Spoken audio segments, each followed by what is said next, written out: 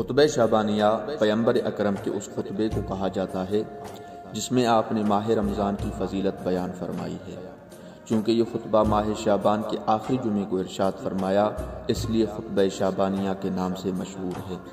اس خطبے میں ماہ رمضان کی عظمت کے علاوہ محتاجوں کا خیال رکھنے، آنکھ، کان اور زبان کو قابو میں رکھنے، قرآن کی تلاوت کرنے، محمد اور آل محمد پر صلوات بھیجنے، قیامت کو یاد کرنے کی بھی سفارش کی گئی ہے۔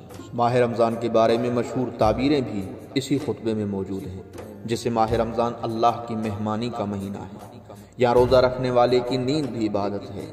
اس خطبے کے آخر میں امام علی علیہ السلام کے اس سوال پر کہ ماہ رمضان میں سب سے افضل عمل کون سا ہے، تو پیغمبر اکرم نے گناہ سے دوری اختیار کرنے کو اس مہینے کا سب سے افضل عمل قرار دیا، اور اسی مہینے میں امام علی علیہ السلام کی شہادت کی خبر دیتے ہوئے آپ کے بعض فضائل کی طرف بھی اشارہ فرمایا۔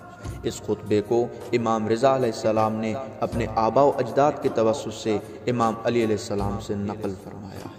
بس عزیزان، ماہ رمضان اپنے آپ کو برائیوں اور گناہوں سے پاک کرنے، فضائل و کمالات سے آراستہ ہونے اور رب کریم سے قرب کا ایک بہترین اور مناسب موقع ہے، لیکن اس فرصت اور موقع سے صحیح اور مکمل استفادہ کرنا اسی وقت میسر ہے جب انسان اس مہینے کی عظمت و فضیلت، اس کے احکام و اعمال، واجبات و محرمات سے باخبر ہو۔ اس سلسلے کا ایک عظیم الشان منبع خطبہ شعبانیہ ہے، جس میں ان تمام چیزوں کو بطور احسن بیان کیا گیا ہے۔ انسان اس میں غور و فکر کے ذریعے مذکورہ امور کی معرفت و شناخت پیدا کر سکتا ہے۔ پس خطبہ شعبانیہ میں بیان شدہ مطالب کو 4 اہم محور میں تقسیم کیا جا سکتا ہے۔ پہلا فضائل ماہ رمضان، دوسرا اعمال ماہ رمضان، تیسرا تقوی و پرہیزگاری، چوتھا امام علی علیہ السلام کا تعارف۔ خطبہ شعبانیہ کو اردو ترجمے کے ساتھ انشاءاللہ دوسرے حصے میں بیان کیا جائے گا۔